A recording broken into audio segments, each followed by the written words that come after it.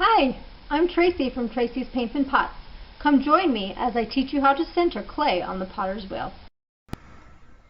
This tutorial is meant for beginner potters with step-by-step instruction on how to center clay on the potter's wheel. Remember, unless you were born with raw talent, you will need to practice, practice, practice. This process does not always come easy for everyone, but with enough persistence, you may learn to love playing with clay on the wheel. To begin, one of the most important steps in centering is getting your body in a comfortable position. Then, brace your elbows against your legs for extra support.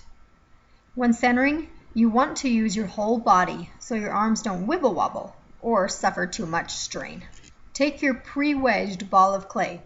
If you're not sure how to wedge clay, please watch my wedging tutorial before beginning the centering process. Slightly moisten the wheel. Not too much or your clay will slip around. Not too little or your clay will not stick properly. A lot of the time, your ball of clay may have finger marks or other bumps and divots. This may cause problems when you place it on the wheel. So, I will oftentimes roll the clay on the wheel into a slight cone shape. Then, slap the ball of clay firmly onto the center of the wheel. Get your wheel going at full speed. The faster, the better. There are several different ways to center clay, and eventually you'll discover how to work with your body in order to find the best way that works for you. I like to use the cone or tower method. I find that this is the easiest and fastest way to achieve results. The first thing I will do is wet the clay. Water is your friend at this point in the process.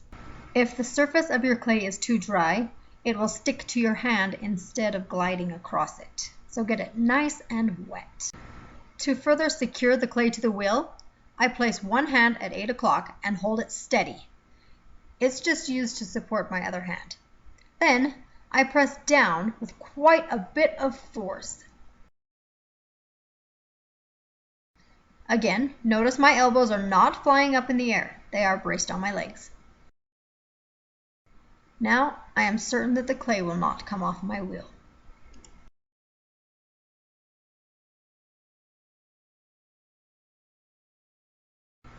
Second, I place one hand again at 8 o'clock, with this part of my hand against the clay.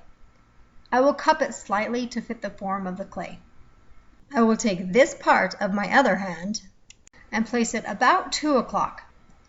Then at the same rate, push your hands toward each other.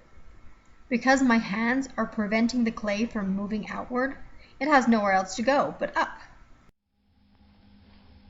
As the clay moves up, I continue to push the clay while moving my hands up the column, creating a cone-shaped tower.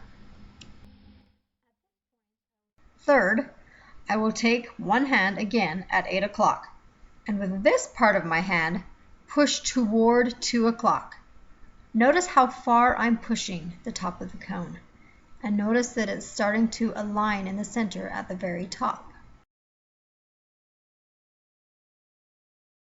Then using my right hand, I place it on the top of the tower at about 6 o'clock, bracing it on my other hand.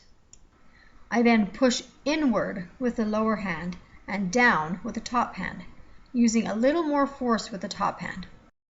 Continue to push down until the ball is shaped more like a hill. This first push and pull action will rarely center the clay the first time. So again, using your hands in the same position as before, push the clay upward, this time forming a shorter cone. Push the top of the clay down again, using the lower hand to guide the clay so it doesn't spread too far out.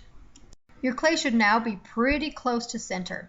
If not, repeat the cone process again before continuing on, or 4 times if need be. At this point, we will just fine-tune the clay to a perfect center position. Do this by placing one hand at the 8 o'clock position. This time using this portion of your hand, resting your fingers around the ball and firmly against the wheel. Place the other hand at the 6 o'clock position. With your fingers slightly tilted upward, not flat, press down on the clay. Both hands should be pushing with about the same amount of force. It's important to let your hands off slowly and steadily. If you let go too quickly, the momentum of the clay will spin it off center. I'll demonstrate. You see that the centered clay is now off center. Releasing slowly will prevent this from happening.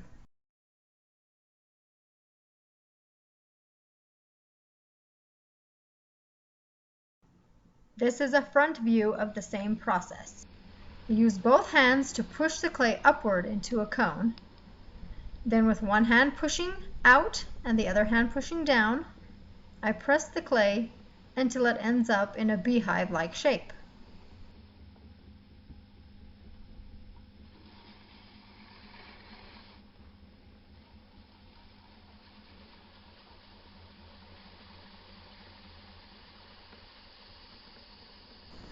There you have your clay beautifully centered on your wheel, ready for the next steps of opening, lifting, and shaping.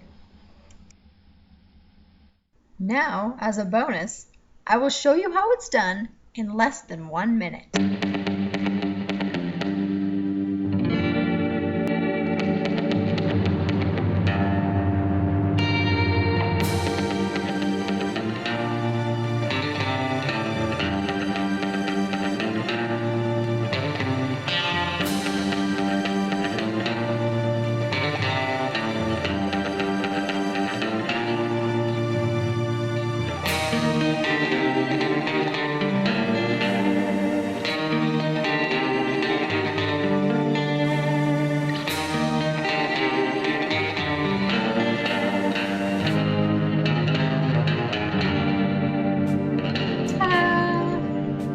Thank you so much for watching this tutorial from Tracie's Paints and Pots.